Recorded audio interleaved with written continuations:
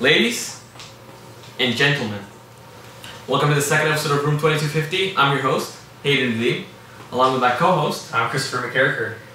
So Chris, usually on talk shows, you start small, yeah, and you go big.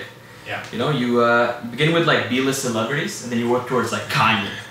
We're starting right at the superstars. Exactly, we're starting with the superstar. Kanye. So, please welcome Francois Pitt. Woo! Thank you. So Francois. Yeah. How are you?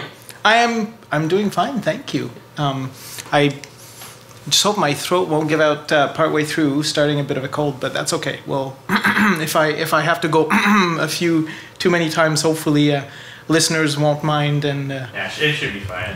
I think I do it quite a bit actually. On episode 1 too. It's almost like I don't know. Your throat gets really dry when you're talking a lot, I think. Yeah, but you would think, hey, wait a minute, this is a prof. Like he's got that training for talking all the time, right? So he's good with it. Yeah, but can't fight against those little viruses. Yeah. Sometimes. I think we also get a bit like self-conscious. I think so too. Yeah, that's what happens with me quite a bit actually. When I have to I'm talking on stage on the mic, I'm just like, oh man, like I don't know. I understand. Yeah. All right, so Francois. Yes. So for those who don't know, who are you and what do you do? Okay. I am. So let's start with the official titles and all that, right? I'm an associate professor teaching stream in the Department of Computer Science, and what that means is I'm a faculty member who doesn't have to do research as part of his duties. I focus exclusively on the teaching. And to top it off, for the last few years, and this year again, I'm working as the Associate Chair for Undergraduate Studies. And what that means is I look after making sure that our undergraduate programs and courses are running smoothly.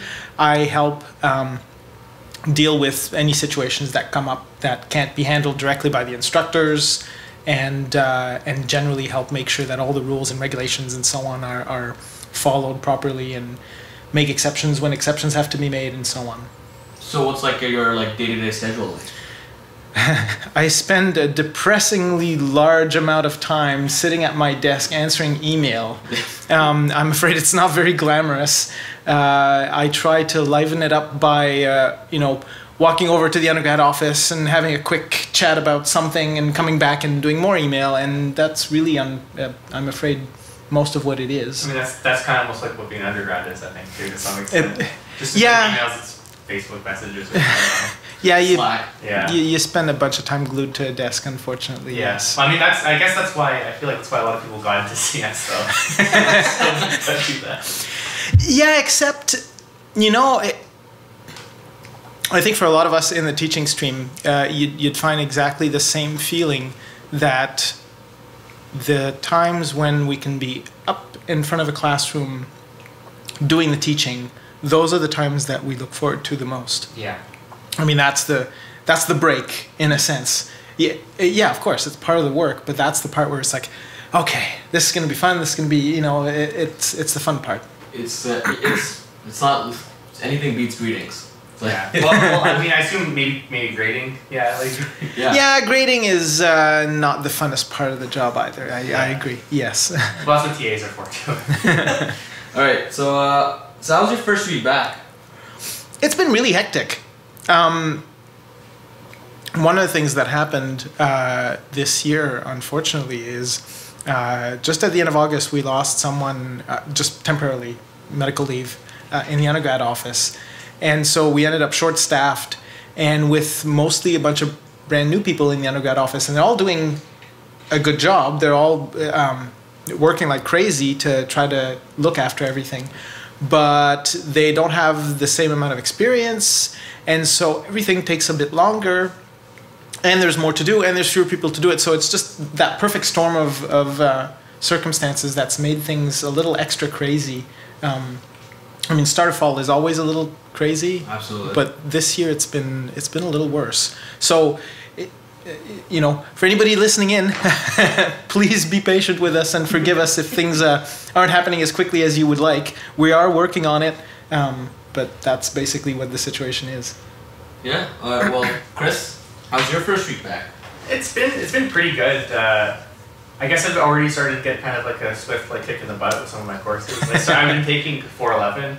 And it's not that it's particularly, you know, in a vacuum hard, but so much of the math is second year math, and me as like a final year student, I'm just like, oh man, I haven't done this math since second year. So you managed to get in though, so that's pretty good. I do have, yeah. I mean, I have the prerequisites for it, but just like, oh man, I haven't done some of the stats for 2 years now, so it's like I have to remember it all. And it's not so bad, like kind of learning these things individually, but kind of having to, like when they just show these lecture slides and it's just so much. Fairly simple statistics, but statistics nonetheless. I'm just like, I don't know what's going on. I'm gonna have to like spend a couple hours after this lecture remembering it all. So that's mostly been how it's been for the first week or so. How about you, Haider? I don't think you kind of been talking about that yet. First, it's like this is more or less like probably like the busiest week I can remember. For myself, and it was already busy, like planned. Unfortunately, like I had like something come up. And that just made it that much worse. And it's like, I'm like, oh man, so many things to do. I think like the way I can quantify it is like, how many hours of games have I played this week? And the answer is 0. Like, yep, that's how busy I am. That sums that up. I guess you're looking forward to, I think right now that there's interviews for CSSU people. Yeah, I'm actually looking forward to that, to have to do, you know, less work. Once they're on board. So we'll go straight into housekeeping, but that's what we're looking for. So the CSSU right now is we're looking for applications for just general positions. We're looking for first year reps, webmaster, which is people who more or less will take care of the CSSU website, and office ops, which is helping around the office. We're also gonna have general counsel applications going out live soon. And with soon, it's with the asterisks. So it's gonna be soon.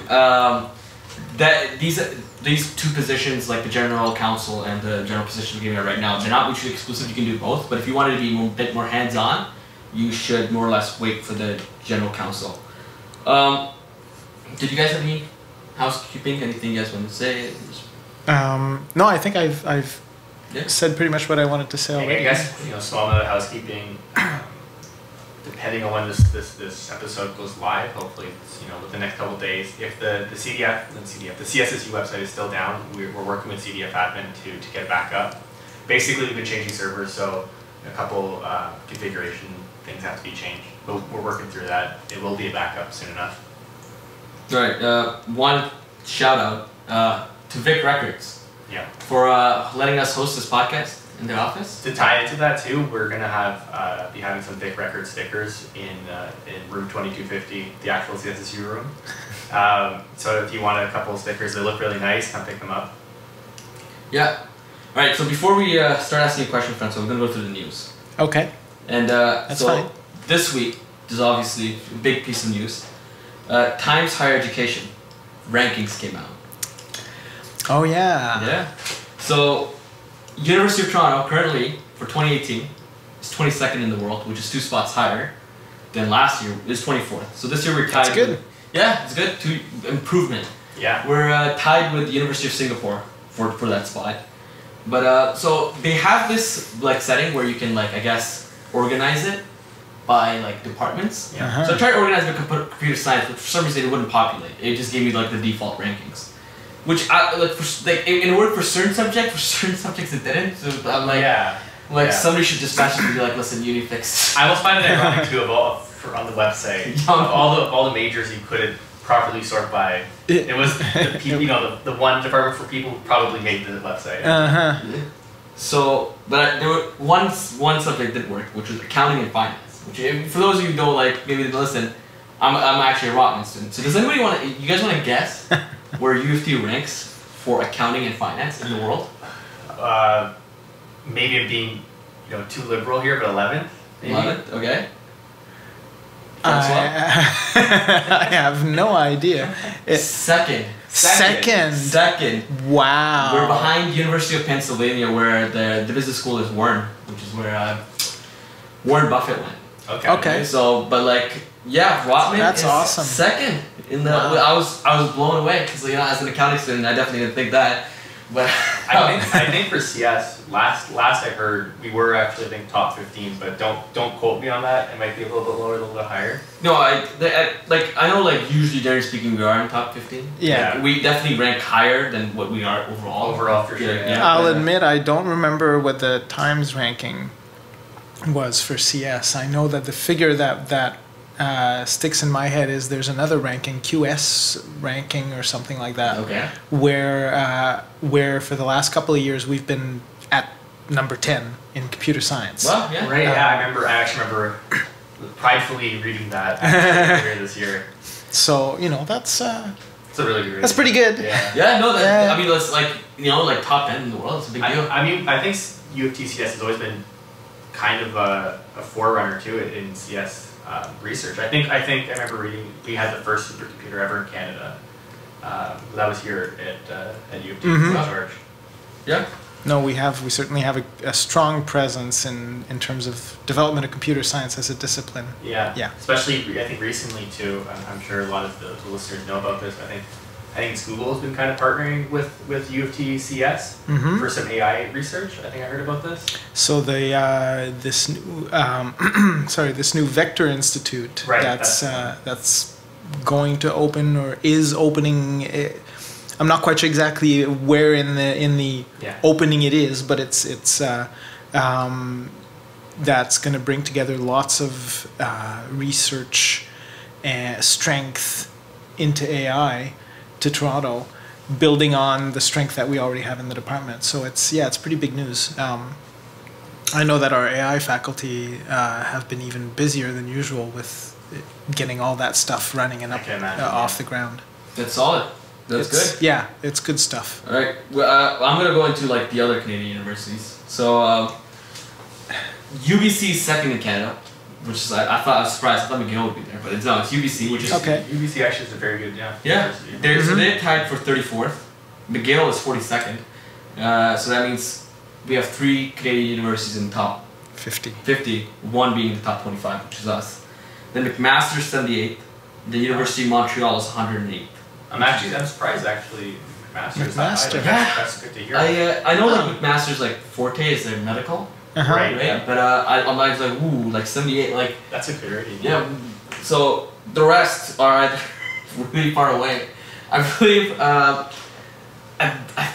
think Western was like 178 or something around there, and then like Waterloo was like in between 200 and 250. So in CS UofT tradition, take that Waterloo. Yeah.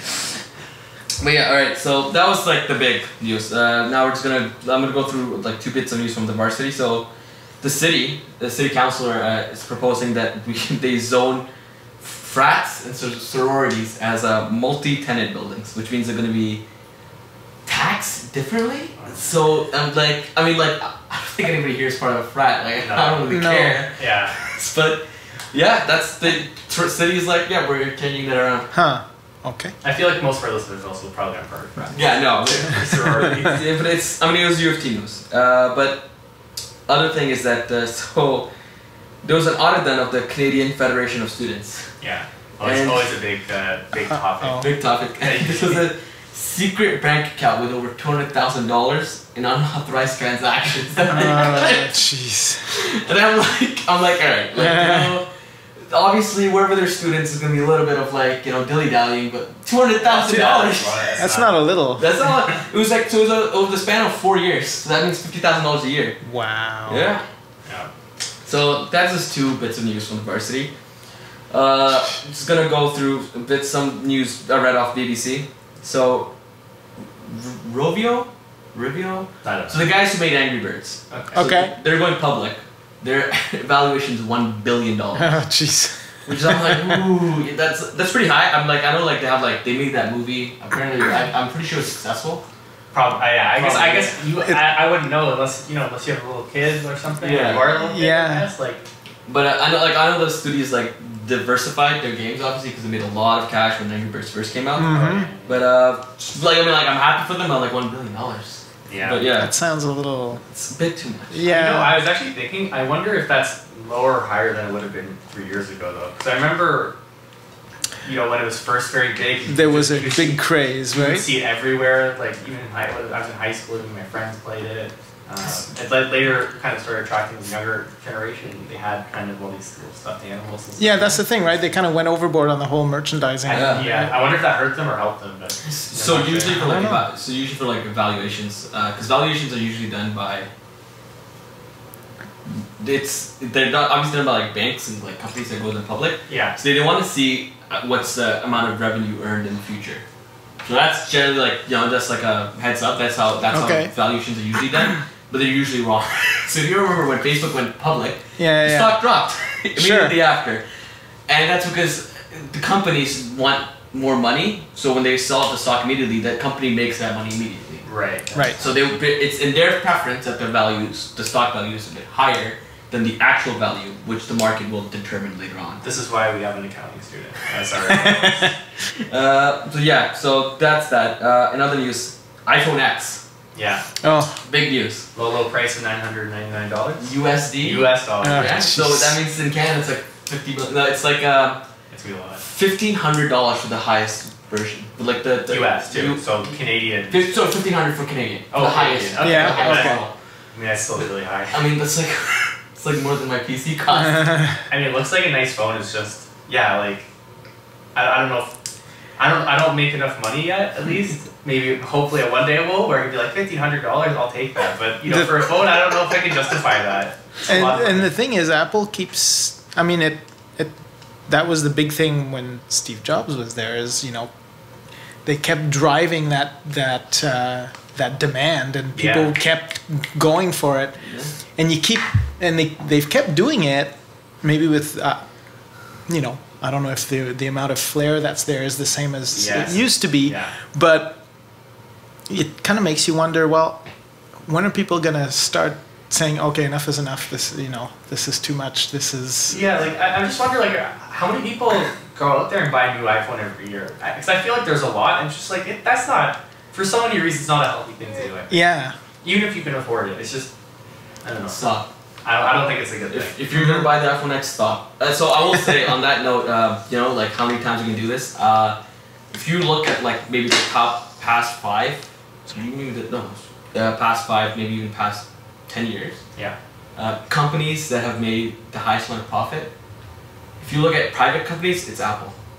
I'm not surprised. So it's 2015, they made $50 billion in profit. That's not revenue. That means that's money they put in their pockets. Wow. And then if you look at it, it's like... Oh, so obviously it's still working. Yeah. If you look at the top 10, before Apple, it was just oil companies. And now, like, so it just shows. It's crazy too, because I mean, like, you know, compared to Microsoft or some of the Linux companies, you hear those companies kind of getting into companies like, you know, the enterprise and stuff. I assume that's where the money is, but I think Apple's largely a consumer-based. 100%. Yeah. Which is so that's crazy to me. You know, I don't know. I would just think that, you know, a business to business kind of oriented company, like to a lesser extent Microsoft, would end up having more profit than a purely almost product based company like Apple. That's surprising. But like the thing is that the cost of making these phones just isn't that high. Yeah, that's probably right. Like it's just like their profit, like, you know, like, all right, they're selling the phone for $1,000 US. How much is it actually, like? If their hardware costs, like, we'll take away the cost of actually running the company and the marketing, but if you just look at the hardware cost, it's probably not more than $200-300. Yeah. At the highest. Probably even lower. Even lower than that. Yeah. But yeah, so it just, they make quite a bit of money. They know how to run a good business. It's more of a marketing. It's more of a marketing company than a tech company. I'll tell you that much. I agree. But I don't know if you guys watched the thing, but there was actually they had a problem with their facial recognition on their phone. Which was this? The iPhone X. So basically, they had it in the back. Okay. And then a bunch of people were moving it around. Every time you move it, it tries to scan for a face, and because it didn't, it'd be an error, right? It didn't scan face. So when the person presenting, I forgot his name, when the person presenting, it said, "Oh, too many attempts." Put it in the fast. They had to go get another phone. It was like a 10-second like mishap, but like when you got the second one, it worked fine. But I'm like, it was unfortunate, but I guess they're like, update immediately. So this immediately trigger. But that's the iPhone. But I think this is more web issues. Equifax. So if you guys don't know, Equifax is a, how do you describe it? It's like it's a credit rating. bureau. Yeah, it's like more or less a credit company. They were hacked. Now, so if you're an American and you have a credit card, chances are your social security number is out. Even if you're Canadian, you handle with Equifax, there's a chance you're breached. But I want to bring up one point that's very important.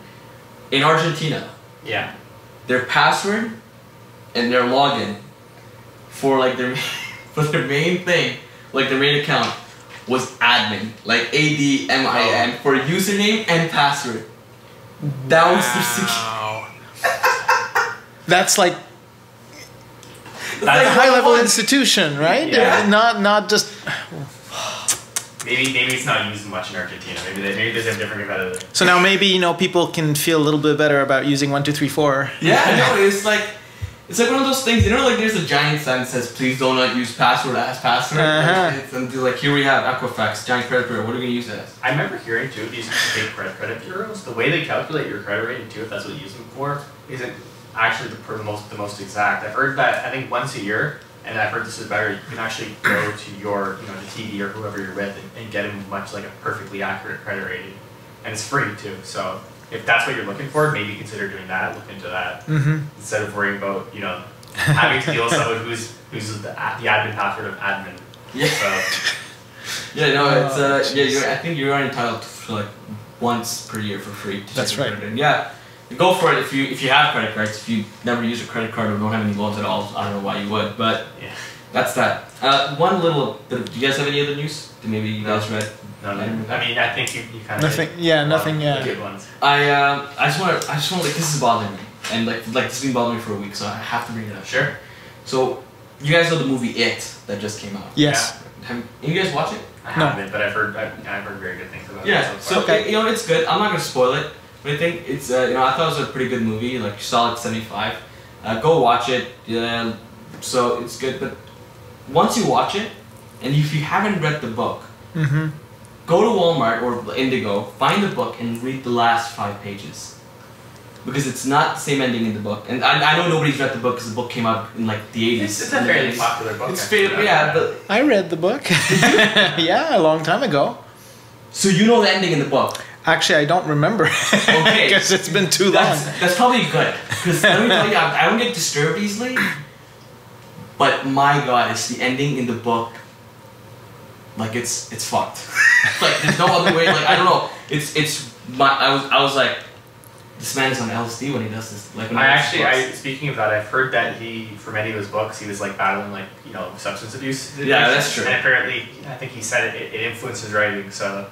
I'm not surprised if it has some very disturbing ending or not. Francois, do yourself a favor. I think go back. I'm gonna stop you here. If it's something very disturbing, I don't know if people want to go out of their way. No, just you need to. Especially, you owe it to yourself if you watch the movie, though. Okay, you need to. That's fair. Okay, so that's the news. So from here, Francois, now it's all about you. We're gonna ask you a handful of questions. Okay. So first question, so post requirement over the past couple of years has risen. Yeah. So 4 years ago, it was 67%. Yeah. Currently, it's at over 80%.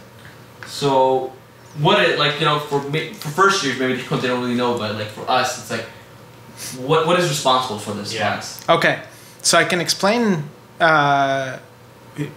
What I understand of what happened. Some of this happened while I was associate chair. Some of this happened before I was associate chair. But here's basically how things played out.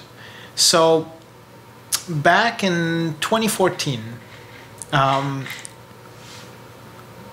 okay, and now I want to make sure, well, actually, the exact date doesn't matter so much. The exact year doesn't matter so much. But there was... Prior to 2014, our programs, our specialist and major programs, were type 1. If now other than administrators, maybe not that many people know exactly what that means. Yeah. So type 1 means if you want to sign up for the program, you just say, I want to sign up for the program, and that's it, you're in. Okay. You just have to declare that that's the program you want and that's the program you're in, period. No need for any particular requirements. And then there was a year, and I think that was in 2014, or it might have been the year before, where enrollments were starting to climb up. So we weren't yet in the crazy phase we're in now, where things have just been climbing higher and higher at a faster and faster rate, it seems like. And that 1 year, a large number of people signed up, much larger than before. And what ended up happening is we had a bunch of our second year courses where there just weren't enough seats. So now here we were with dozens of students who were in the program and couldn't get into their second year courses because we couldn't mount new sections quickly enough, and we couldn't accommodate all those students. That was clearly a bad situation. And so the decision was, okay, well, we've seen enrollments starting to rise the last couple of years. This year is kind of indicative that maybe there's something going on there. So for next year, let's make sure we don't fall into this situation again where we have so many students we can't teach them all. And so let's put restrictions on people getting into the programs. And since then, that's basically, what we've been fighting with year after year is, on the one hand, our capacity to teach students in second years and higher is limited by the number of faculty members we have. I mean, one of the things we don't want is we don't want students to end up making their way through the entire program and not once being taught by a faculty member because all they got was sessional instructors. Not that we hire bad sessional instructors, but that's not the experience we want for students, in computer science at UofT. It's sort of the goal there is to give people a good experience interacting with those top researchers, those faculty members, and so there's that side of it. Growing the teaching capacity is not an easy thing to do. We could just, in principle, open up a whole bunch of sections of a whole bunch of courses, but then you'd end up being taught by who knows, right? Which is not what we want. So there's no good solution, in other words. Either we try to teach every single person who wants one of these courses and wants into the program, but then the teaching you get is not going to be at the level we are satisfied with. Right. Or we say, no, that this is silly. We're going to keep the quality of our teaching high because that matters to us. But then, unfortunately, that means we can't teach everybody. We have to limit how many people get in. And that's where those cutoffs come from, is it's not a question of academic qualification. Look, the cutoff's been above 80 for students coming from other streams in first year for the last couple of years. If we're turning away a student with an 81 average between their first year courses, CSC 148 and CSC 165, this is not a bad student. We're not turning that student away because we're saying, no, you're not going to cut it later. No, you would cut it.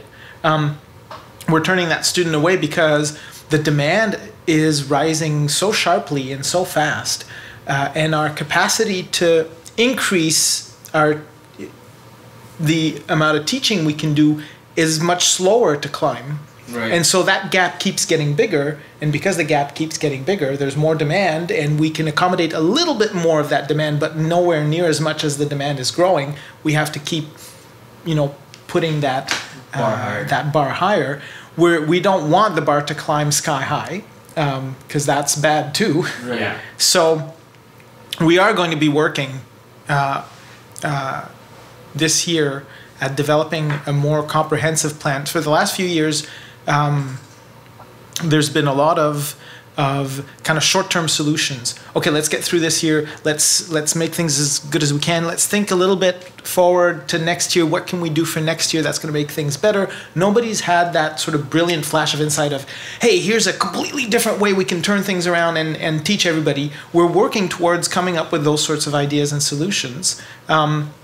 We're going to be doing that a little more purposefully, a little more intentionally this year to try to accommodate that ever-rising demand. So with the new accommodations, then can students this year and I guess incoming students expect there to be basically more slots then for them to get in? So I don't really know for sure. that's the hope. Yeah. Is that we have kind of a rough number in terms of how many students we think it's reasonable to get into second year, to get accepted into a specialist or a major program.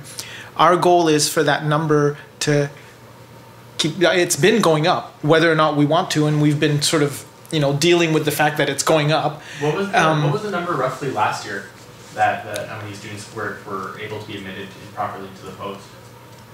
I don't have the exact number. It was around 400. Okay, so that I think that is higher than I was there, I think 3 years ago. I think it was about 300. I think. Yeah. So it's been climbing, and we want to accommodate that growth. Yeah. That's the thing, right? But we don't want to do it in a bad way. And right now, that's the problem. Is we've always been playing catch up, and that leads to situations that are not sustainable long term. Yeah. And so we're working to turn that around and put in place, a plan that's actually been thought out and thought through to keep that number rising to meet the demand. Yeah, so I think it just comes down to that. You have like a increasing amount of students applying, but you want to be able to match that without diminishing the quality of education. That is correct. So, by obviously I'm not like, and I don't know much about it, but like, wouldn't one way to kind of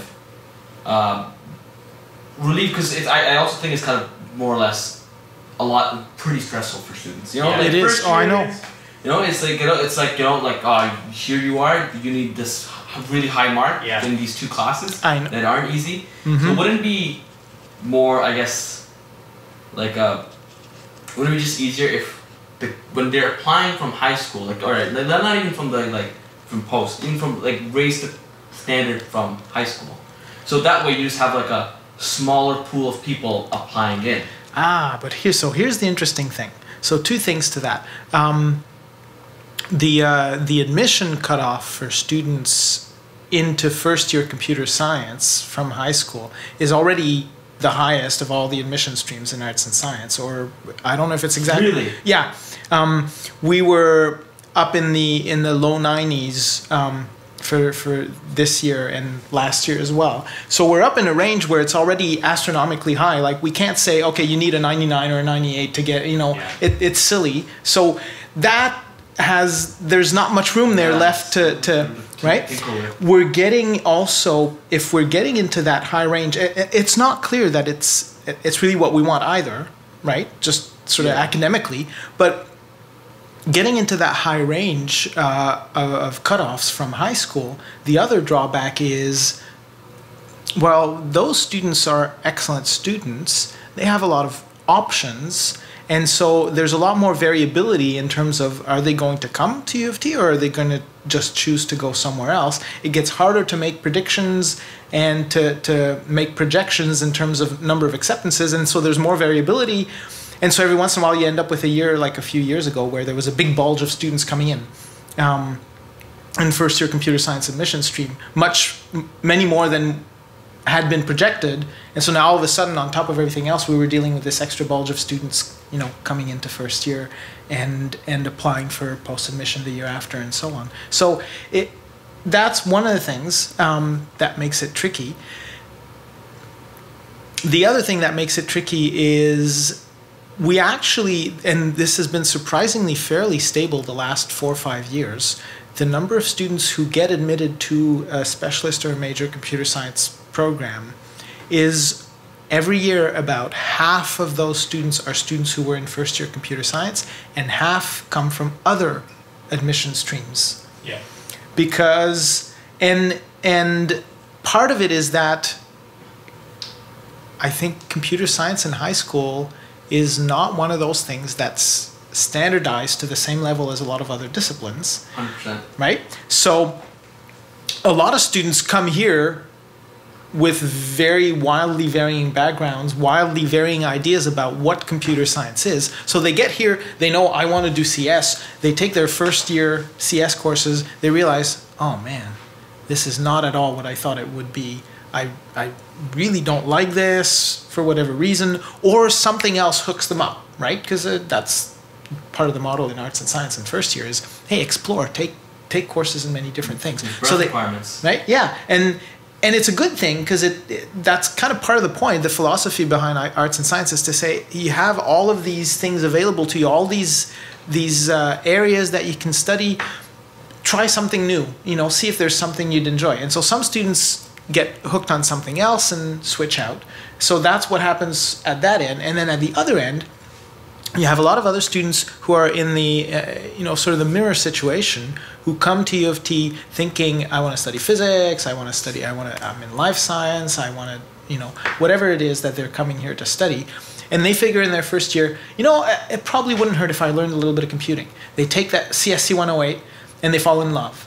And they realize, wow, this is so much not what I thought it would be, and this is not as hard as I thought it would be, and I'm enjoying this a lot more than I thought I would. And so we get a lot of students at the end of their first year, and even later on in their programs, kind of discovering computer science, realizing this is something I'm good at, and this is something I really enjoy. And so, and we don't want to tell all those students, whatever. We don't have room for you because it's all the right. So our preference really is to say, well, we want to have room for both kinds of students as much as possible. So far, we've been able to do that. There are there's things in the works at Arts and Science in terms of the admission stream. So the computer science admission stream in first year likely will go away anyway. We were not sure exactly when. So that's going to change the picture again, in that we won't have different cutoffs anymore. It'll all be a single cutoff, and everybody's going to be treated equally, which is frankly our preference too. Yeah. Chris, so to get back to that, then, so basically, then, if you're just a regular art science student versus a computer science stream student, if you'd have the same cutoff to get into the post, then what kind of incentive then would there be to apply to the CS stream versus just the general art science stream? Okay. Well, ultimately, if the stream goes away, then it's not going to matter because everybody's going to be the same. Yes. But if the cutoffs were the same, right now the first year computer science stream gets a few advantages. One of them is the cutoff. Yeah. They get that little bit of a discount, if you will, on their cutoff, right?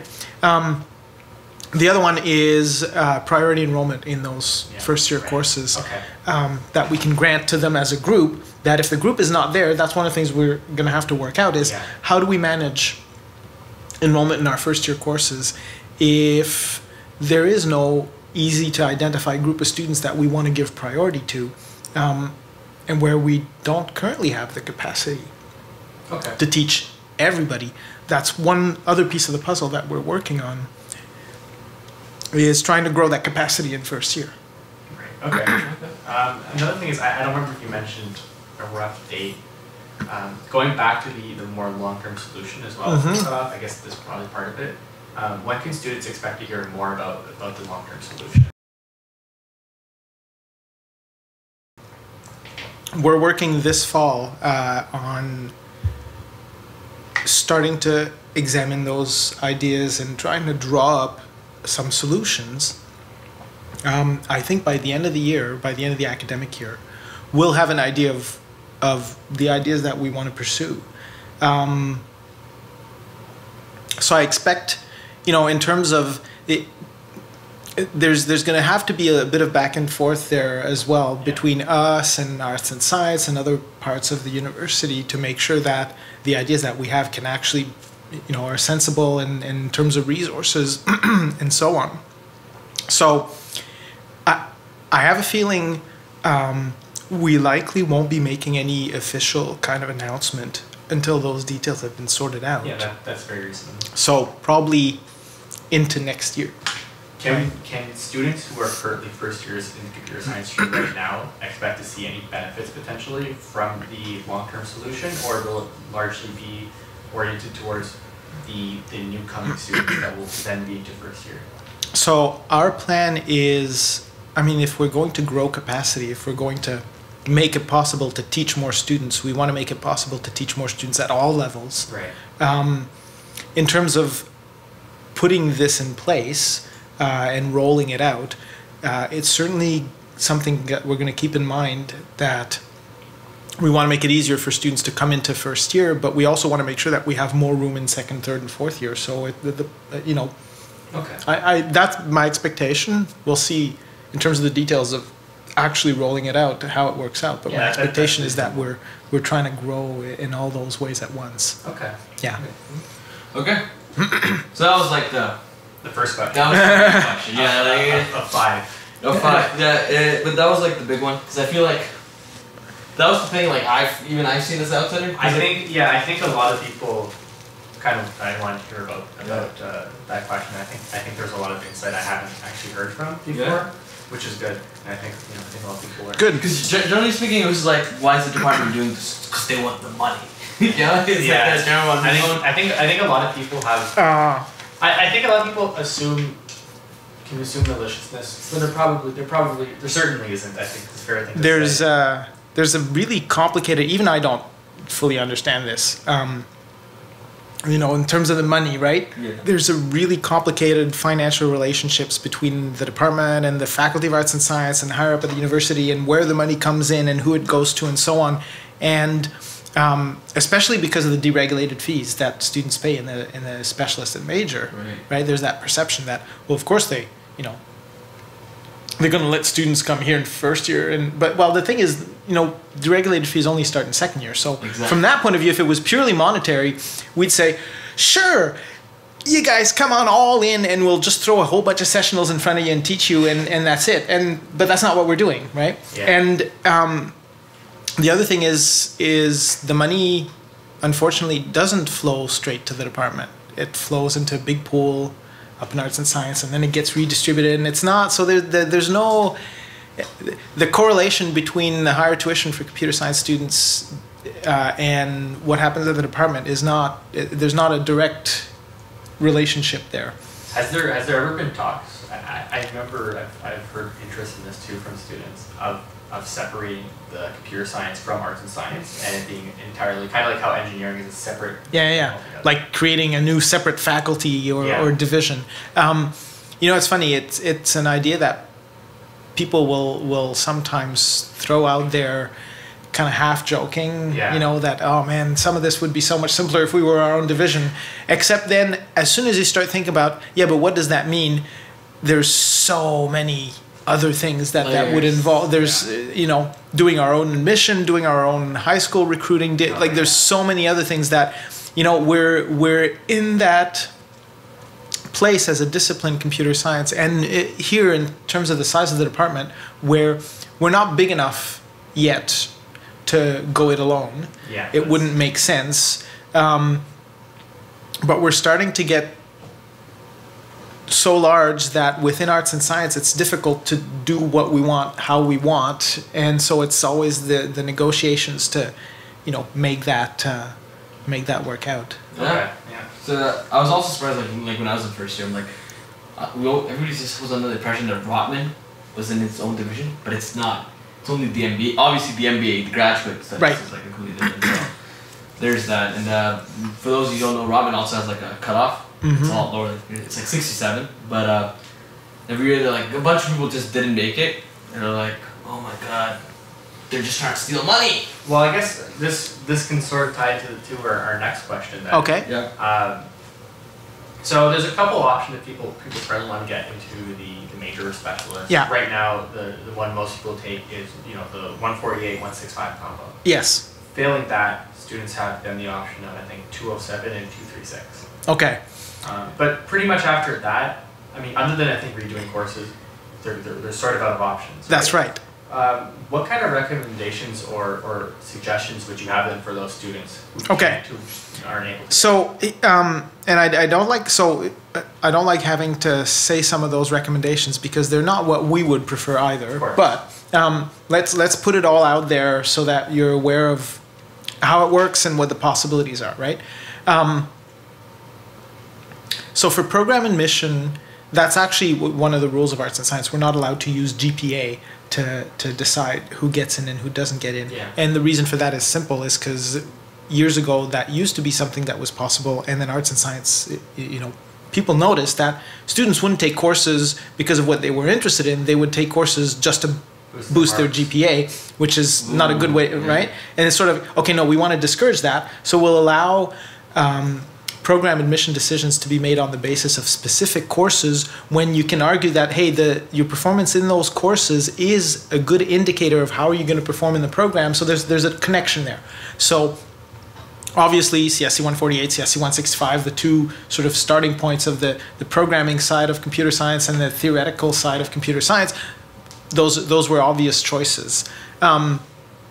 There's a minimum mark that students have to get in the first year courses, and then past that minimum, it's just a question of do they meet the cutoff or not in their average between the two courses.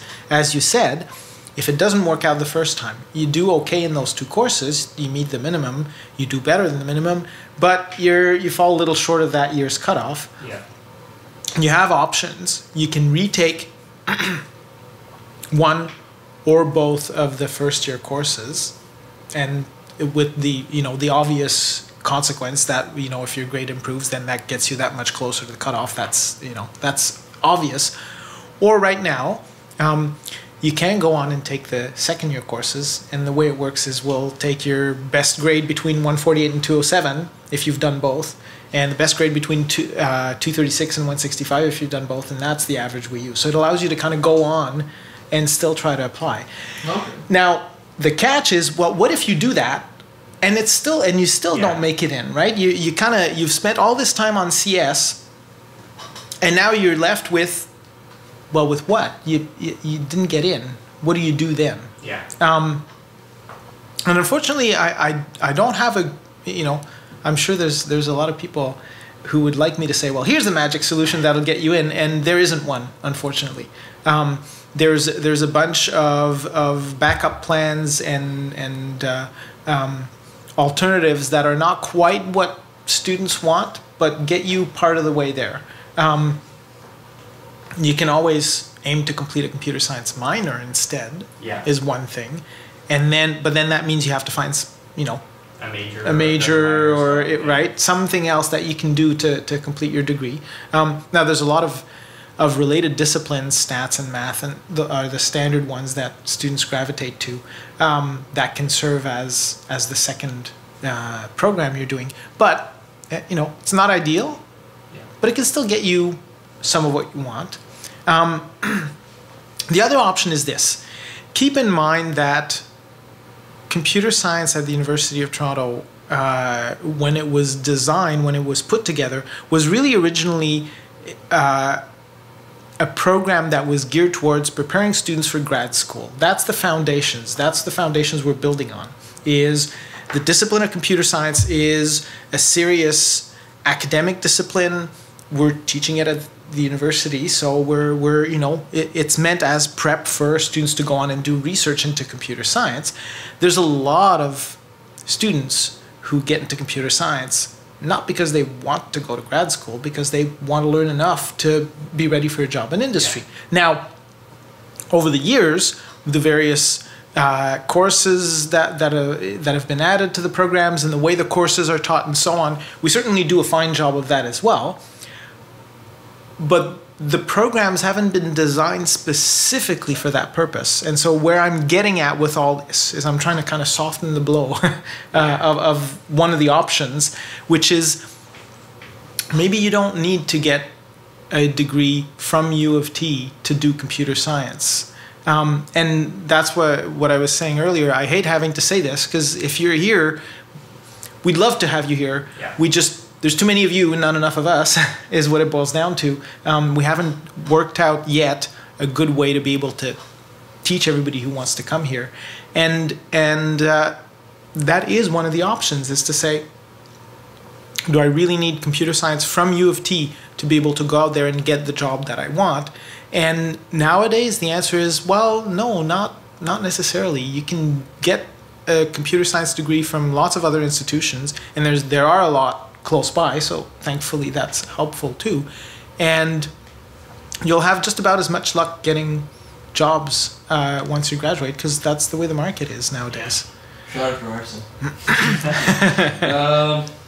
Okay, you want to add to that? No, that was a good answer. Yeah. I guess. Yeah, like that, like. I guess like there's a lot of perceptions that we have as like undergraduate students. And it's like, you know, this is what the department doesn't think. I'm glad more or less that like we have light shown on. Yeah, just getting back to it, I think it's I think a lot of students will be happy to hear from the Yeah. Good. Okay, so third question. Yeah. So what does the DCS do to keep itself competitive with, you know, other universities around them? And what's like the plan, like the next 5 years to like improve its position on? Okay, so I'm going to answer the question in kind of an indirect way, because the way you're asking the question, you know, what do we do to stay competitive with other institutions, makes it sound like there's always this kind of comparison game going on. Okay, how can we get, you know, an edge over this place, and how can we get an edge over that place? And we don't actually think that way. Research-wise, individual research groups and individual professors are just working on their research and doing you know, the best work that they can and doing really good work. And I don't get a sense from that point of view that there's any question of, okay, we better make sure our grad students publish a few more papers each year because we're falling behind. It doesn't work that way on the research side, and it doesn't work that way on the teaching side either. We're lucky in computer science. We have a really large group of teaching stream faculty members in the department. There's 12 of us. I don't know if that's the largest concentration of teaching stream faculty members in a department in arts and science, but it's certainly among the largest, if not the largest. And we are constantly working to improve that teaching. A lot of us are engaged in sort of pedagogical research. Like, we don't do research into the CS. We do research into computer science education. How do we teach better? How do we teach more? How do we make things easier for students? How do we improve the classroom experience, and so on? That's always ongoing, and it's never. So that's why I said, you know, I'm not quite going to answer the question you asked, because none of that happens with, you know, a thought to, oh, we better make sure we keep up with so-and-so, right? Different places each have their strengths and you know, and their weaknesses. And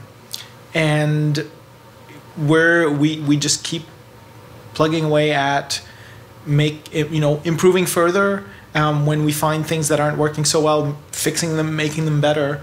So it's always just with respect to where we are trying to improve, and not so much with respect to other universities. In terms of plans, I think you brought up the plan. I mean, that's part of what I talked about earlier, right? We're really proud of the teaching and the research that we do here. We're really proud too of the fact that despite those high cutoffs and the stresses that means in first year, and the sort of, you know, competitive. I mean, it's inevitable, right? If you're, you know, if you know that there's a limited number of spots, then it gets a little competitive. Somehow, there's still a really good sense of community among the students and in the department. Especially recently, I think. Too. Right? It like I'm not as directly involved with all the various student activities and so on that happen within the department, but I don't get the feeling that even in the first year courses that we've got that stereotypical, you know, pre-med cutthroat culture, and we're worried about that because we don't, you know, we see that there's a risk that it could head in that direction. And that's one of the things we're working on. So in terms of 5-year plan, not so much a 5-year plan, but one of the things that we're constantly thinking about and trying to work on is trying to make sure that we maintain that community. Because computer science at its heart, once you get into it, you realize, you know, it really is a very social kind of discipline. it's not just you and the computer, it's you and other people working on stuff together. Yeah, that's the nice thing. I think everyone has their strengths. Even going to 165, there's always that, that question that one person kind of knows a little bit better than the other person. Uh-huh. Like, hey, you kind of focus on this one a little bit and kind of help me explain it. And I know this one a little bit, so I'll focus on this one and I can help you explain it. Yeah. Going back to that, I was in the first year that had the cutoff. I believe it was 2013, 2014. Okay. When it was still 67%, I believe. Yeah. And on top of that, I knew a couple people who were first years last year going into the cutoff, basically, had to apply to the Yeah. And it's very true where you don't, it's not particularly cutthroat. People are pretty open to things. I think for me, I met about half of my CS friends were in first year in those courses. And it is surprising. I'm not sure why.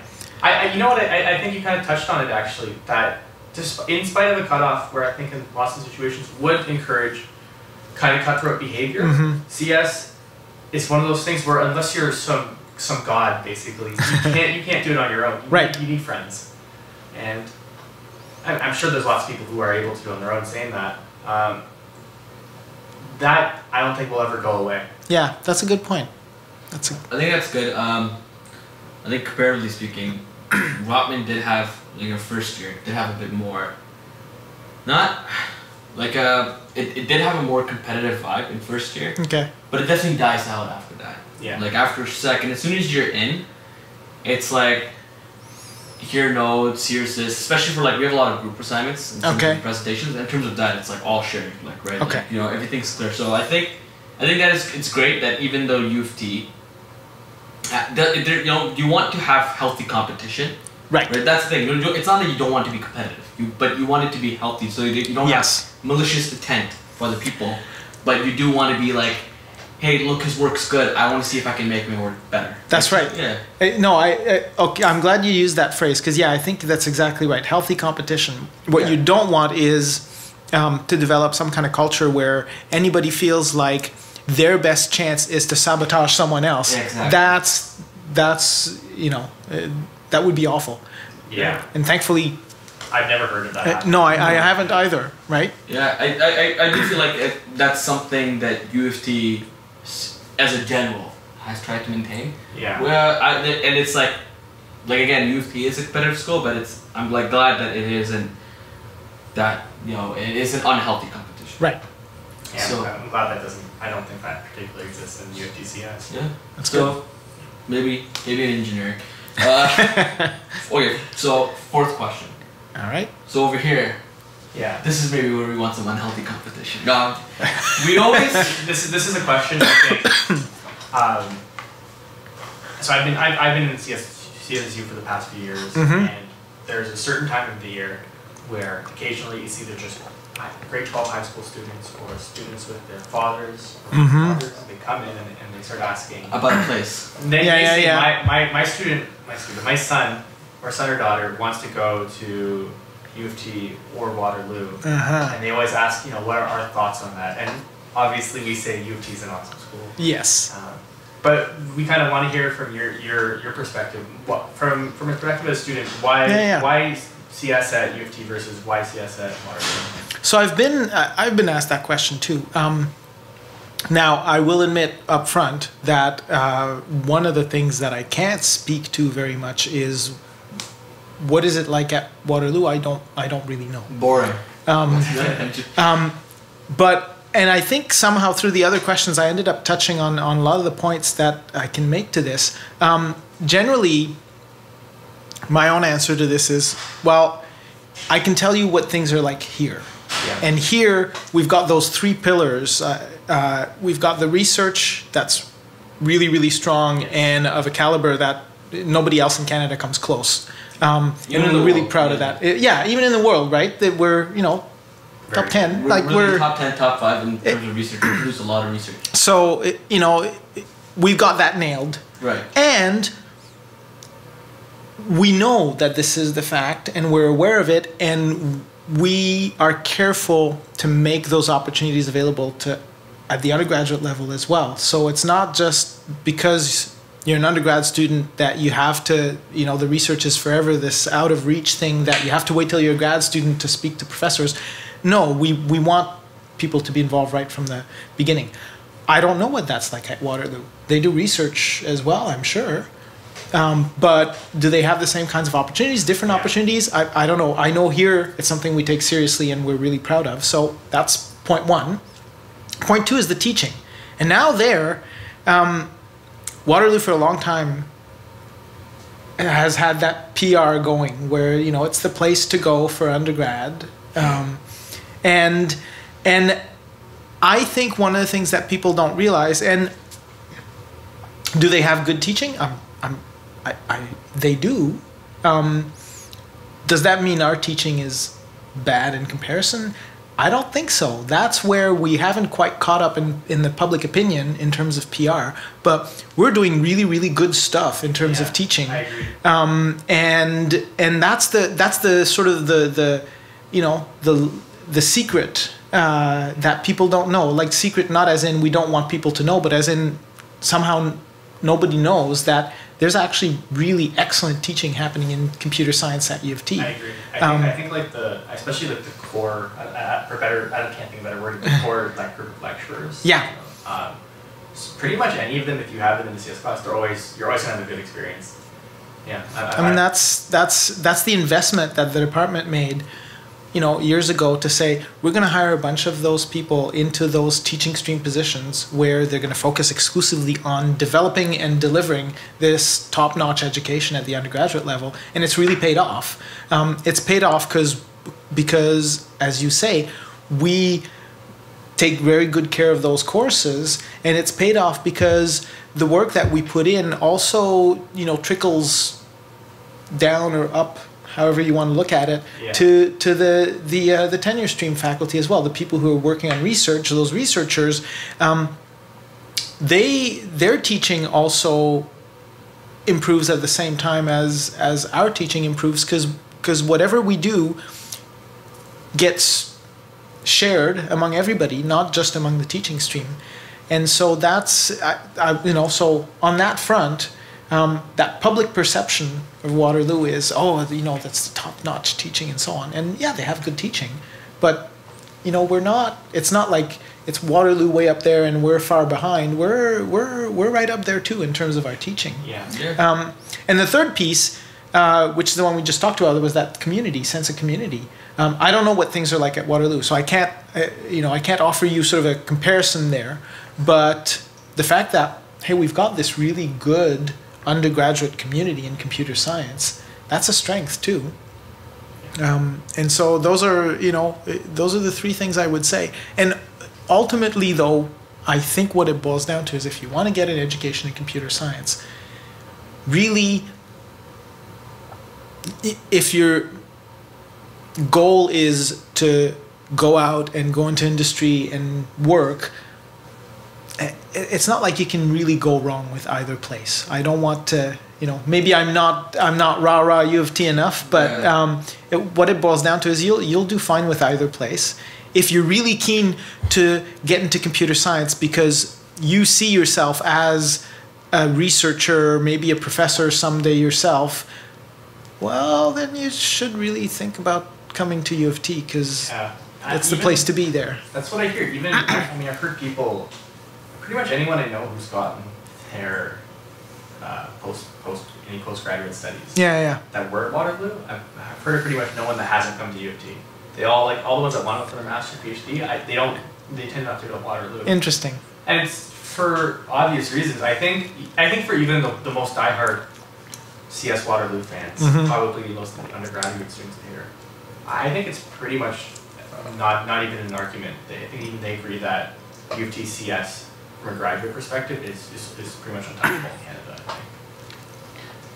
Yeah. Cool.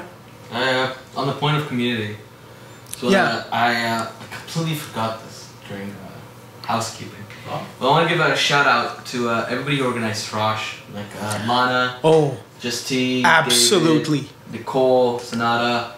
I think I'm missing a name. Cheryl. They did an absolutely amazing job. It was a really good really good day, really good event. This is probably the best CS Frosh has been since I've been here, for sure. Like, especially because I think 4 years ago, I don't even think we had a CS Frosh. I'm not sure. If it wasn't advertised or anything. It's improved so much. It was Jonathan Webb that started it. Yeah, so okay, wasn't he he was in your year, right? No, he was a year above us. Okay, so but yeah, I guess maybe he was in the start. He was in the start. So yeah. So that sense of community, you're not gonna get water balloon fights at Waterloo. Yeah. But no, I think that was a good, fair answer. But yeah, no, I think especially because I was doing courses over the summer, so yeah. A lot of people. So I was around the CSSU. I was manning the shop. So around like August, there'd be like a lot of parents walking around. Yeah. They're coming in and ask like. A lot of the time too, it's usually that the parent, they don't want their child to go too far away from home, so they really want them to come to UofT. Yeah. Because usually like a parent won't come. A parent will probably go to whatever their nearest university is. Sure. They don't want to lose their kid. But yeah, a lot helicopter parents no. I think a lot of things people miss too is, I mean, UofT is in Toronto too. Like I think that's such a huge bonus. That's a really good point. Yeah. I think we talked about this in the first episode. It's like you name biggest city in North America, one of the biggest cities in North America, right? What's gonna show up? Toronto's gonna be in that list, no matter how much, right? It's not a competition. So I think it's plus 10 points to UofT for that one. Not to mention, I would say Bayan, where I guess for those you don't know, CS courses more or less are just held at Bayan. It's the CS building, basically. CS building. I think it's shared with Engiside and stuff. Yeah. I think in a lot of it's we're kind of split up, right? Between Bayan. That's so big. Well, and the way that computer science kind of grew, it happened in bits and pieces, and computer science started out as a few offices as part of some other. There just hasn't been that concerted, okay, we're going to just put up our own separate building, because the way things work in arts and science, we don't have those kinds of resources. Okay. And so Bayan is one of the main focal points for computer science. Yeah. We have a lot of faculty members. So on the teaching side, certainly, it all happens in Bayan. Right. On the research side, then it gets more spread out. Okay. Some of it happens in Bayan on some of the upper floors, 5th and 7th, and even up into the 8th floor. Some of it happens in Sanford Fleming, or the Pratt building, in terms of where the research groups are housed. But you would not find out as much about that, unless you're involved with, you get some of those profs in your courses, or 100%. Yeah. That's what I generally found. It's nice to have that thing, but the one thing it's like a Rotman student at first I wanted to complain about is they're not places to eat. That's because Rotman's at St. George and Bloor, which there really isn't. You want to get any place to eat, you have to go down Bathurst. That's Koreatown. But when you're in Bayan, so exit on College Street, you have everything on College. Yeah. Right. Then you just have to hit Spadina. Everything on Spadina. Nothing for about I'd say a kilometer. If you're a CS undergraduate, it's a very awesome location. I mean, unless you're the type that loves the East Center kind of area, which is nice too. You pretty much, I think, some of the most prime good downtown areas are basically kind of just all around Bayan. Yeah. And so that was the one thing I wanted to bring back in terms of location of Toronto. Yeah. It's just having that options to eat so many different types of food. Honestly, I think even throughout the year, if you didn't eat at the same restaurant, if you ate at a different restaurant every single day, probably still would have leftover restaurants. I want to mention something quick. So we got flack for the first episode. We forgot to mention Clubhouse. If you are around Bayan, it is a very good place to get a sandwich. And our apologies for not mentioning that. I can't believe we missed that. We used to have quite a bit, yeah. Okay, so we're in our final question. I think we're doing okay. We're still okay on time. Yeah. I thought it was gonna be longer, but this is good. So final question, we'll just end off for what are the opportunities that average CS students miss out on? So like, you've been with the department for quite a bit. What do you see that you see like students making mistakes or things they don't capitalize? The mistakes is a strong word. There's things they don't do that would improve them, as that would improve them as. Yeah. What opportunities should CS students be taking that currently these students either don't know about or are choosing not to take? That's a tough question. I was thinking about this one on my way over. I'm trying to think, well, okay, what are the things that we want our students to take advantage of? Okay. Well, we want to make sure that in their courses, they know that, hey, you've got TAs, you've got your instructor, go and talk to those people, get help from us, that's what we're here for. We want to hear from students and help them. But I don't know that I would say that students are missing out on that, because students, they might not know right in first year, they might be a little intimidated, but I think that message gets repeated often enough that it eventually sinks in that, hey, it really is worthwhile talking to your prof, and it's not scary, and they are here to help. Or bringing them on a podcast as well. Yeah, there you go. That helps too. That's right. So that's not something the students are missing out on. Okay. What else? We were talking about the research earlier. Well, there's lots of those research opportunities. But again, I don't think students are missing out too much on that. The students who want to do it, they find out about it. They'll ask profs, do you have projects? They'll go door to door, send emails, and find something to work on. So are they missing out on that? I don't think so. And the message, I think, that's one of the things we've gotten better at over the years also, is getting those messages out. Here's the things that we want you to pay attention to. Here's the things that you should be looking at, and so on. In terms of industry contacts and so on, actually, that's going to tie back to an earlier question. That's something that I didn't mention in terms of long-term plans. We have had for a few years now the Department of Computer Science Innovation Lab, right. DCSIL. That's doing stuff, on the entrepreneurship side of things, and helping to, bring students and industry together. And we've got a bunch of ideas that are being thought about and worked on in terms of how to do more of that, how to make it easier for companies to come on campus and speak to students, how to make it easier for students to find those companies and summer jobs or internships or that sort of thing. Some of that is not happening yet, so students can't be missing out on what's not happening yet. Right. Students who want jobs and internships, like a lot of students know about PEY now, the professional experience here. So again, that's not something students are missing out on. So all in all, somehow, I can't think of any single piece of advice where I could say, here's the one thing that nobody's doing that everybody should do. Though, the things we want you to be doing, I think you are doing them for the most part.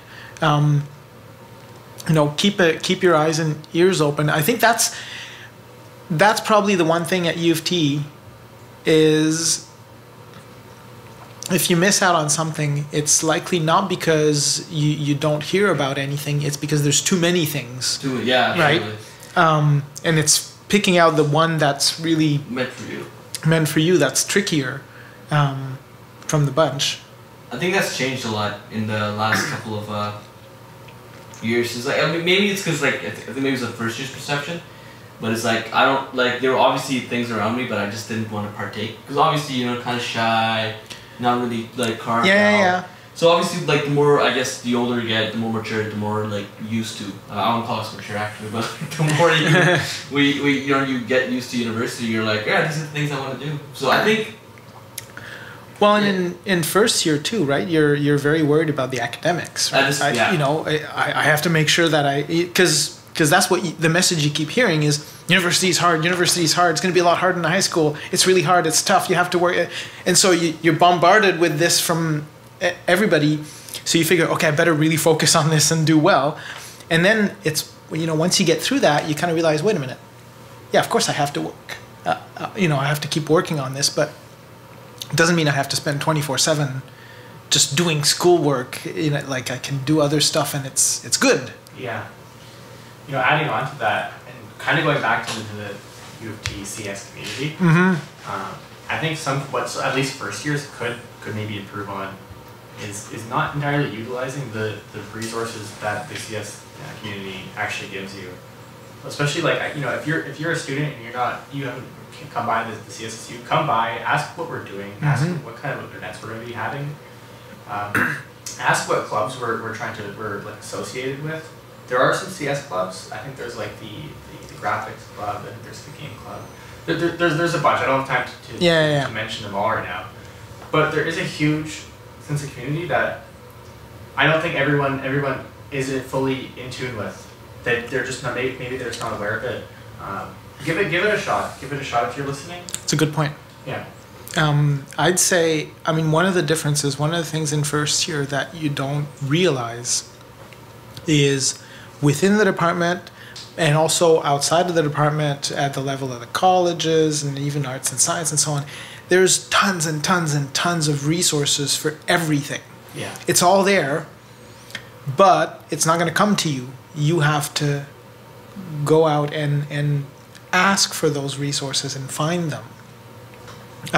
And that's where knowing the places to start asking is good. So, you mentioned the CSSU. That's a great resource in and of itself. Here's a bunch of students who've gone through, the same thing that you're going through as a first-year student, and they can tell you, oh, you want to talk to so-and-so, you want to make sure to visit this place. It's a great way to start. Your profs, the undergrad office, and other administrators within the department, college registrars are a great starting point. And if you know those starting points, then you have you know who to talk to if anything comes up. And the thing is, so actually now that I'm saying that, maybe I do have an answer that's more in line with the way you phrase your question. What's one of the things that students are missing out on and not doing? I think that is one of the things that some students are missing out on, is they're not realizing that, hey, there's some service, there's some help here available that really would help me, really would make a difference, and I missed out on it. I didn't realize till the end of first year. So a typical example is students who register with accessibility services to get special writing conditions for final exams. If you've got some kind of exam and test writing anxiety, and you might think, well, everybody gets nervous before tests, so it's not really anxiety, is it? Right? Yeah. So I'm not going to go crying for help just because I'm nervous before an exam. That's silly. I don't need help. Well, maybe not, but what if you do? What if you do and you don't realize it? Yeah. Then you're putting yourself at a disadvantage by not checking it out. And you're already paying for those services through your tuition and all the rest of the stuff. Make use of it. Go talk to somebody. And if you think that's something that might be, even if you're not sure, if you think, I don't know, maybe do I have test anxiety? Maybe I do, I don't know. Well, there's people who can help you figure it out, right? Just so one example of the sort of thing that if you take the time to find out, you might find that it makes things a lot better for you in the long run. Yeah, that's a good idea. Okay. So, Francois, do you have anything else to add on? Or? No, I think throughout the questions and the discussions, I've pretty much said everything that I wanted to say. We're, despite the limits on our teaching capacity and everything, we are really happy to have all of you guys here. We hope to be able to keep more of you around, right? Yeah. So don't hesitate to come and talk to us. You might get turned away once in a while by someone who says, "I'm really sorry. This is a really cool question, I'd love to talk to you about it, but I don't have the time right now." That's the kind of situation we're in. Everybody's super busy, but you'll always find some someone somewhere willing to listen and to pay attention to what you have to say. So take advantage of this. Enjoy your time here. Yeah, it goes by fast. It does. Chris, anything you want to add on? Not too much. Just shout outs to DCS for kind of supporting in one way or another this podcast, and just for doing all the good work. Yeah. Thank you for coming up, Francois. Oh, thanks for having me. It was a pleasure. I do have one thing. I do have an answer to question 5. Okay. There's one thing that you're missing out on is sharing and listening to this podcast. Yes. So yeah, share it to your friends. Listen to it. I'm not saying you have to get through all of it, but I was surprised. We actually had a good amount of listeners for the first episode. Very good. Yeah, we had like 250, which is like 250 more than we expected. That's awesome. So yeah. Very happy. So if there's fewer this time, I guess it's my fault, right? I'd be surprised. I think it would be better, yeah, because I think first episode was me and Chris. Now we actually have guests. I think this one just to turn around a lot of questions people wanted to hear about. Good. Right. I hope it does. All right, then. I think that's good. Until next time.